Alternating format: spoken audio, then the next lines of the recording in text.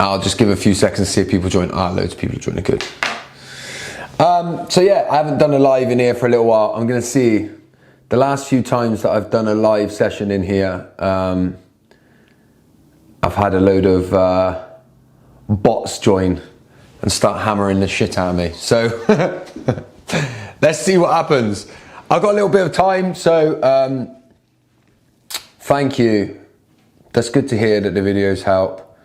I'll answer as many questions as I can, talk about other stuff as well, whatever sort of comes up, and then we'll see where we are. All right, there's stuff in there already. Let's have a look. Can we not attend the funeral of a parent who's been toxic and already cut ties with? Look, when you're, hang on a minute, let me just put myself on, there we go. I'm back. Sorry, I just had to mute my phone. Look, I get asked this question a lot about what happens if the parent that you've cut ties with dies, and I think you have to do whatever you feel most comfortable doing in that situation. Do I think you're allowed or should be able to not go to the funeral? Absolutely, I think you're allowed and should be able to not go to the funeral if that's what works best for you. If you've cut ties and you think, you know what, I need to go to the funeral, then I would say go to the funeral, yeah? But what I would say is that make the decision based on you. Make the decision based solely on you and what's right for you. Try and let go of societal expectations. Try and let go of what friends and family think you should do. And you do what's right for you. And understand that you'll have mixed emotions. I think that's the important part, all right?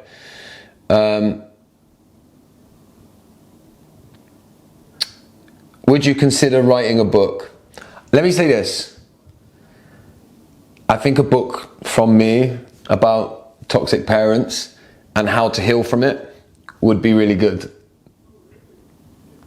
That's what I'm going to say on it. I cut ties with my mum 11 years ago. I have not missed her once. I take it as a good sign of making the right decision. Look, it sounds like it for me. And power to you for doing that and doing what was right for you in the end in a world that seems to make you want to do everything but put yourself first in that situation. And it's like I always say, people have no idea how bad these parents could be. I really think people have no idea. Is there someone in the northeast that does breath work like you? I am coming to Tynemouth on Sunday, King Edward's Beach. I'm doing a free breath work on King Edward's Beach this Sunday. Get there for about 10 a.m. You don't have to sign up. There's no registration or anything. And we're all going to do the breath work that I do on the beach. And then I will come back and do one inside with music and stuff. But this one's going to be on the beach with everyone there. And we're just going to breathe to the sounds that are around us. I'm having a hard time keeping my children safe from my parents. They don't abuse them, but I'm afraid they will kill my kids with kindness. I'm afraid they will suck them in and turn them against me. I feel like I would. Have you completed? Is there more to come from you there? Yeah, okay, look, this is a common one. Australia next year, hopefully. Use the Q&A chat, yeah, if you definitely want your question answered, otherwise I won't be able to do it. This is common, yeah, that when people, I'll do the breathwork for you in a minute. When people have to cut ties with a parent for whatever reason, then the parent will normally become amazing to the grandkids, yeah, to your children. They'll shower them in love and, as somebody's just said here, kill them with kindness. They will do all of that. And actually, I've heard in some cases, they seem to be able to uphold it with the grandchildren. So here's what I think. Depending on the level of abuse that you've experienced, and I guess that's not even the right thing to say, is it? The level of abuse.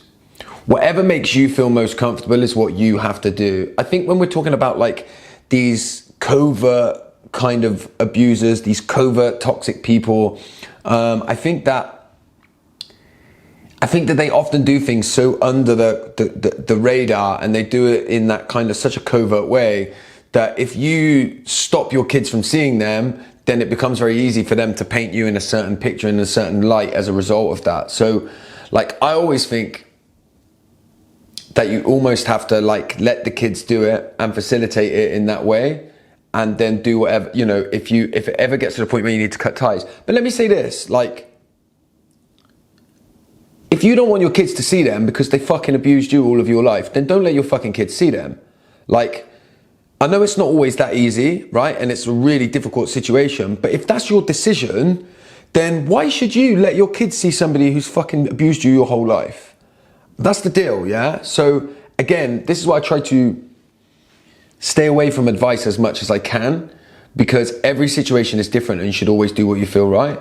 But you should do what you feel right for you. You should, like, why the fuck should somebody who's been abusive all of your life get leeway or be treated kind of like, well, like we wouldn't allow that in other situations. If it was a friend, you wouldn't be like, well, you should let that friend because, you know, they might be nice to your kids and, you know, you only get one friend. Like, it's bollocks, yeah? I think you should do what's right for you. So, yeah, I don't know if that answers the question.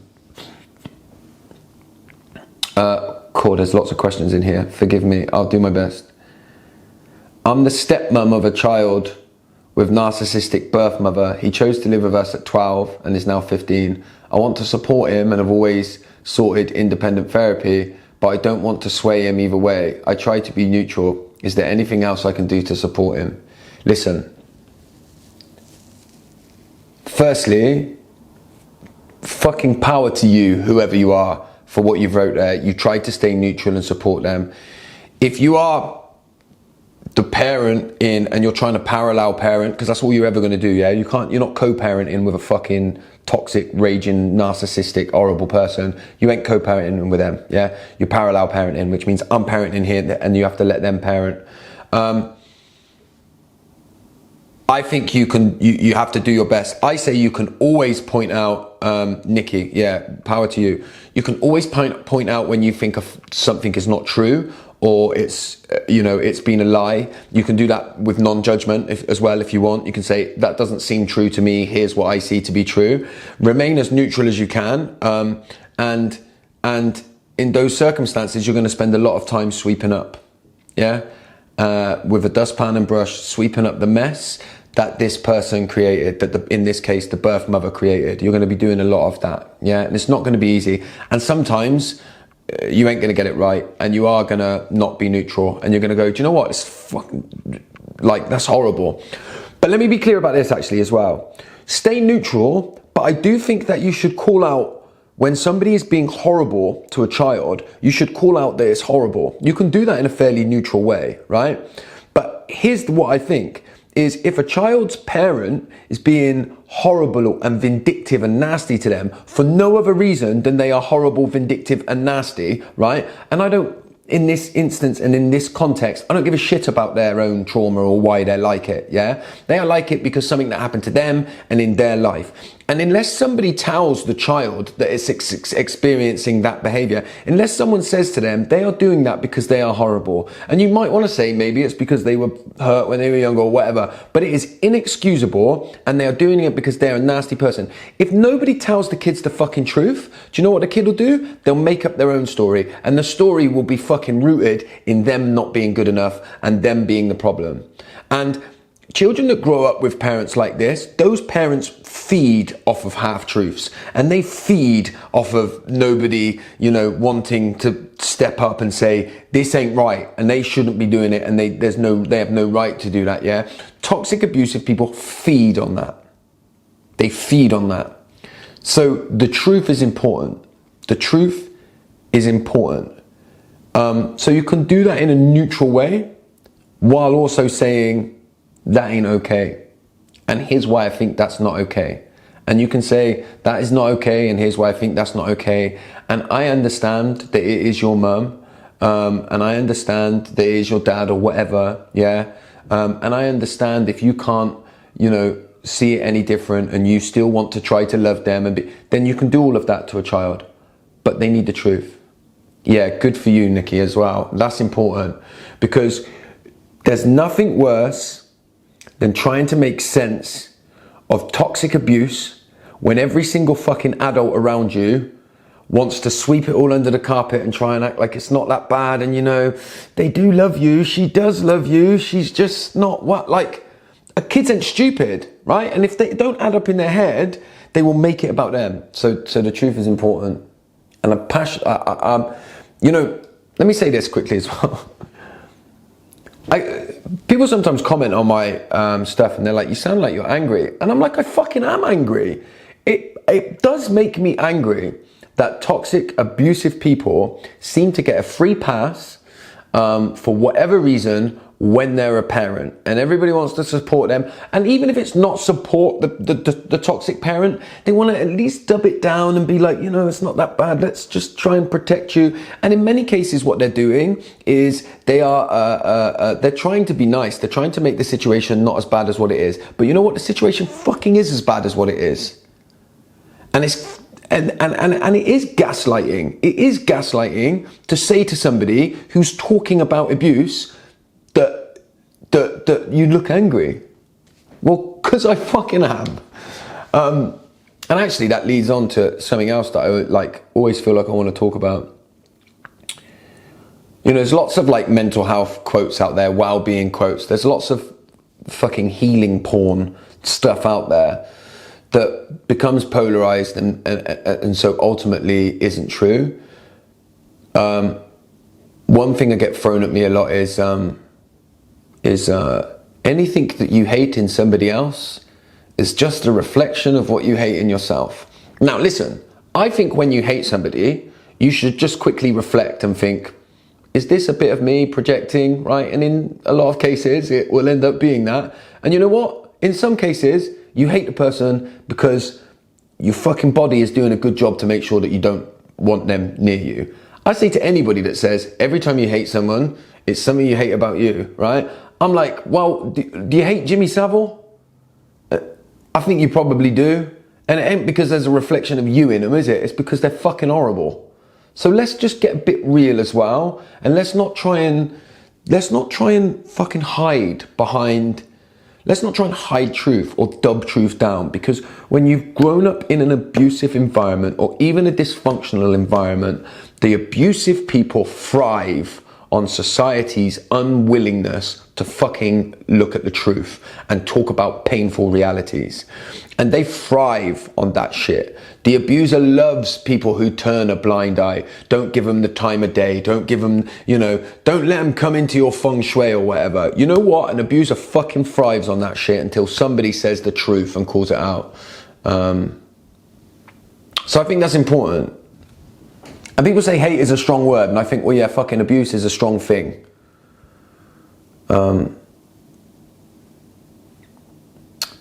So yeah, sometimes I am angry, and I'm bloody glad I am.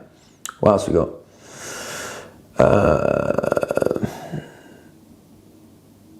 My mum always wants me to attend every family event, and when I say no, she stops speaking to me. Why? Because she got problems with herself. That's why I would say that is. You know what else is true though? People for some reason don't like it if you turn. I turn down social events a lot now, yeah? I say to people, I get invited to stuff and I say I don't want to come. And they go, why? And I go, it's just not really my thing. And you can see they don't like it. They don't like the rejection of it. What they don't like, let me rephrase this. People sometimes get upset with me when I turn down going to social events, yeah? They say, do you want to come here? And I say, no, not really. And they're like, why is that? And I'm like, well, it's just not my thing. And you can see it makes them upset. Yeah, they don't like it. And I think the reality of what's going on here is they don't like how sure one is of themselves to be able to say no. And it holds a mirror up to their inability to be able to say no to situations that they don't want to go in. So, and I'm saying this in self-reflection because I get really uncomfortable when I'm around people who are not chronic people pleasers and who just put themselves first without thinking, because I'm like, oh, it makes the people pleaser in me think, oh my God, I can't believe that you've not people pleased in this situation. So instead of looking at myself and addressing my fucking own people pleasing issues, what I want to do is make them wrong and make them bad, yeah? Because it's like holding a mirror up. What else we got here? Bear with me. 95% of my past relationships have been mirror images of her. I want to break that cycle, but literally don't have the energy to try. It's overwhelming. Yeah, I think that's common. We seek comfort in comfort, right?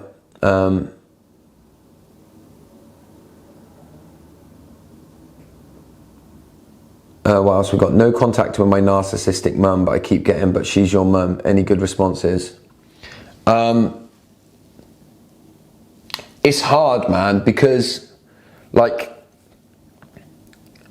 there's a part of me, I can feel a part of me that wants to say, if somebody says to you, yeah, but she's your mum, say, yeah, well, I don't give a fuck, right? That's what I want to say.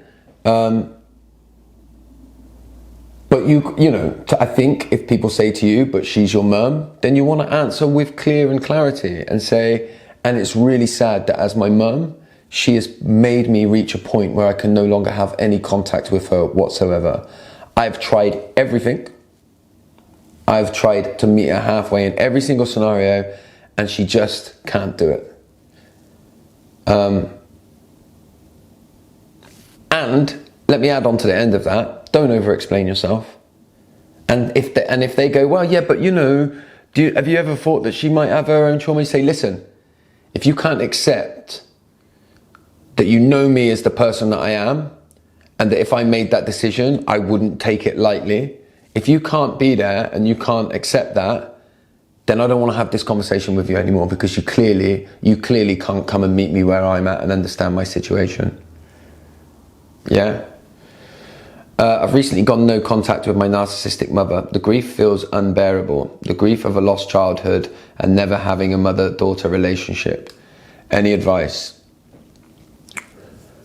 What you're dealing with here is living grief, right? It's the fact that while the parent that you've had to cut ties with is still alive, you have to now go through the grieving process. Here's what I believe. The realization of the mum that she could never be and the lost childhood as a result is a process that's really difficult to go through. It's hard to feel. It will make you upset, it will make you feel sad, and it will make you feel angry. And I think all of those things are appropriate.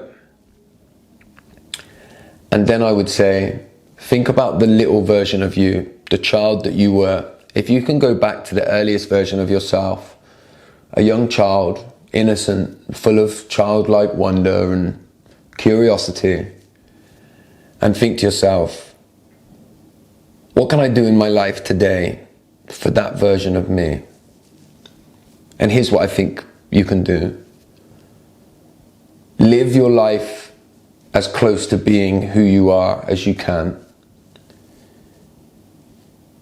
Surround yourself with people that love and support you in the way that you deserve. And become the parent for that you that you never had. Now, look, I'm not just saying this to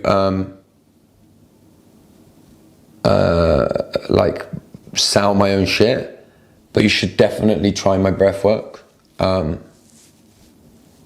because you can take you on a journey. That can take you on a journey. And listen, my Inner You program is coming up in September, and I help people go on a journey to reconnect with their inner child. Because look, the toxic parent stuff that I post is not actually directly about my own parents as such, but I did lose my dad to alcohol when I was a kid. My dad died when I was 9 years old. And I've been through the process of grieving some of that stuff. And I think it's appropriate to be sad about stuff. I never had a dad sit me on his knee, pat me on the back, put his arm around me and say, I'm proud of you and I love you. I never had a man hug me when I was sad until the sadness all came out and helped me process and move through that. And when I talk about that, that makes me sad, and I think it should make me sad. And that's the thing. So allowing those emotions, creating space for them to come up, and to recognize how sad that is, and that healing isn't about getting to a place where that shit's not sad. It'll always be sad, and so it should be. You didn't ask for this.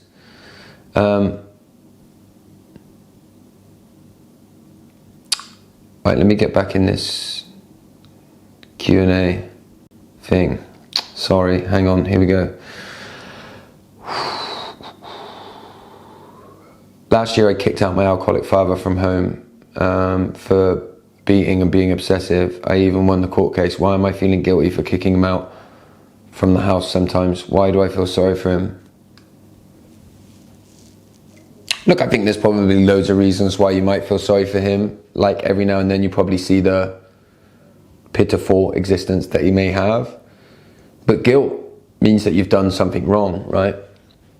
And you haven't done anything wrong. In fact, you've probably done what's mostly right in the end for him. So, I mean, it's hard, man. And I get asked this a lot. And that's why, you know, like, I mean, I get so much abuse and stick online for saying that people should cut their parents out. I've never once said anybody should cut their parents out. I've never once said it. I've just highlighted that some people don't have a choice, and that's what they have to do, and that they should get support and feel validated in the experience for cutting out and ending abuse in the only way that they knew how. And that's not wrong. That's some people's only option, you know? And I think we need to have proper conversations about that. I'm going to do a couple more.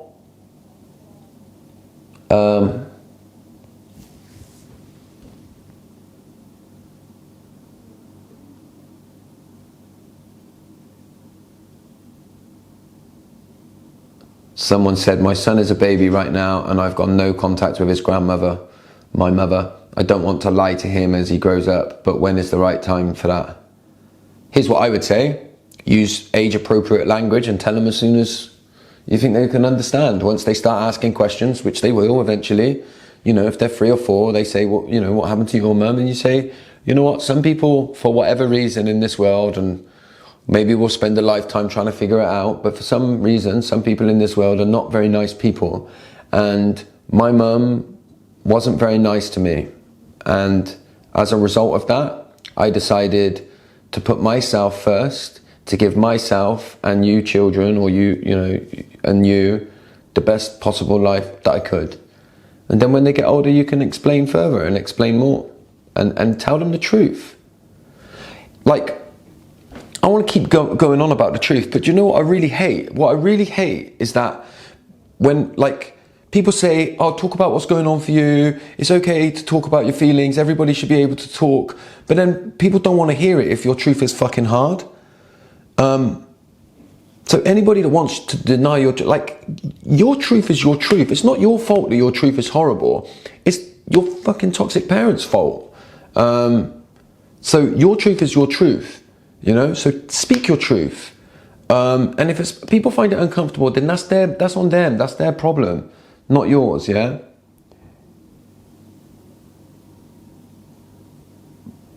Oh, we got some dude in here. Let me just see what this... However you think it's really reasonable to deny your mother in a forum of strangers, and that gives you peace. Let's have a look, Camera. Mate, I think you're struggling with something. It's interesting that you're sitting in here in a forum that's clearly for people that have had parents that are abusive and toxic, and you're here talking about how we're all blaming. So I would reflect on your own situation, and then what I'm going to do is just kick you out of it. So bye. There's a little lesson in how to deal with toxic people. I gave him too much respect, actually. Should have just kicked him straight away. Right, let's do 1 or 2 more. I'm 48 and my dad hit me and I'll never forgive him, but just putting a face on him. Yeah, power to you. I have next to no contact with a lot of my family due to toxic behaviours, but some I should be exposing them to a little so that the kids will learn to know how to handle themselves in certain situations. Yeah, look, I think you should talk your truth. I don't think you should worry about how talking your truth might affect a toxic person, right? I don't think you should do that. I think you should be aware of how it might affect you. There is something to be said for that. Let me be really, really clear. A toxic person will always make sure that they can have the last word, yeah? So if you want to go into battle with them, I wouldn't deny anybody the right to do that, but just be aware. What are you searching for here? What are you looking for? Because they will not fucking let go. The toxic person will not give up until they are the winner. So like if it's a toxic person in your life, speak your truth, but don't go out trying to hurt them, because you'll never hurt them. You'll never hurt a toxic person because they won't feel it. They'll never assume it's their fault. It'll always be your fault, and they will always have to have the fucking last word and the last bit of revenge. So speak your truth, yeah, but don't go after the toxic person. It ain't worth it. It ain't worth it. Let them come here and fucking abuse me like they do.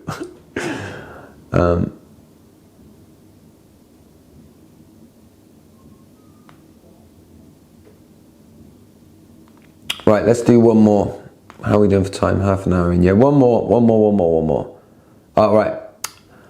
How do I make my toxic in-laws respect, validate, and support my autistic child? They constantly invalidate us by saying it's just behavioral. How do I make my toxic in-laws respect, validate, and support my autistic child? I'm going to answer this honestly, okay? I don't know the context of your experience, okay? I don't know who you are or what your family is. I'm going to take what you've said to me at face value and as truth, because I have no reason not to. If your in-laws are toxic in the way that I outline in my videos, and they are a toxic, perhaps narcissistic, maybe covert narcissistic or whatever, if they are toxic in the way that I have outlined in my videos, then they will never respect, validate, and support you or your child.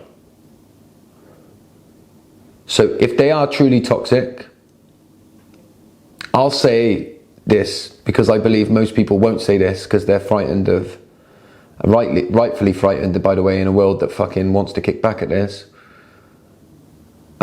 If they're not respecting and validating you and your autistic child and how hard that already fucking is for you,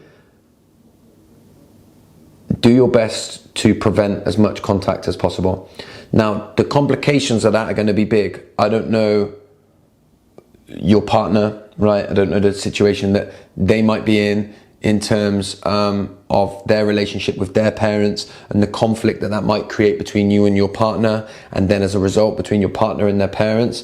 But start at a point of knowing this: if they're toxic, they will never respect, validate, and all of that stuff.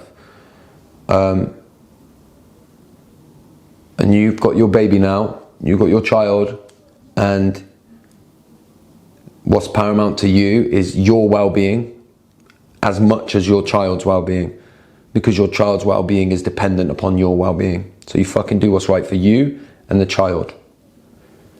That would be how I would answer it. And then obviously know that the smear campaign follows, yeah? The smear campaign is what happens. That's the thing. That's the thing. Once you cut toxic parents out of your life, if that's what you've had to do, because that's where you've reached, once you do that, the smear campaign will start. They're going to start with the people closest to you, and then anybody that's willing to listen, they're going to smear campaign, and they're going to make you think, they're going to make everybody around you think that you're the problem. And they've got this golden ticket, yeah, which is one where society still largely will lean towards siding with the parent just because they're a parent. I want to change that. If I've got one life mission, it's to change that. And you're a parent now anyway. So that's my answer. Listen, I'm going to shut this down now. I've run a little bit long over. Oh, this is the person that asked the question about the autistic child. He has such a support system. My parents are amazing, and I'm definitely glad you gave the advice support. I feel the smear campaign, and I'm honestly ready for it. Protect my son is 100. Power to you. Power to you, yeah. And when we think about heroes and stuff like that, and powerful people in our world, you are one of them. You are one of them. So, listen, thank you. I'm going to shut this down. This will be on my grid so you can watch it back. It also goes on YouTube as well, so you can watch it there. And I'll probably make loads of reels out of it. So, yes, see you tomorrow, Kim. And anybody else that's coming to London, I'll see you tomorrow. Anybody else that's coming to Brighton, I'll see you then. Remember, Inner You starts in September. So if you want to start your own journey, then you can do that now. If you sign up now using the link in my bio, by the way, you get a month free in my community space where we come together up to 3 times a week on Zoom in a very safe and private space and practice loads of different healing modalities from different facilitators. Big love to you all. I'll see you all soon.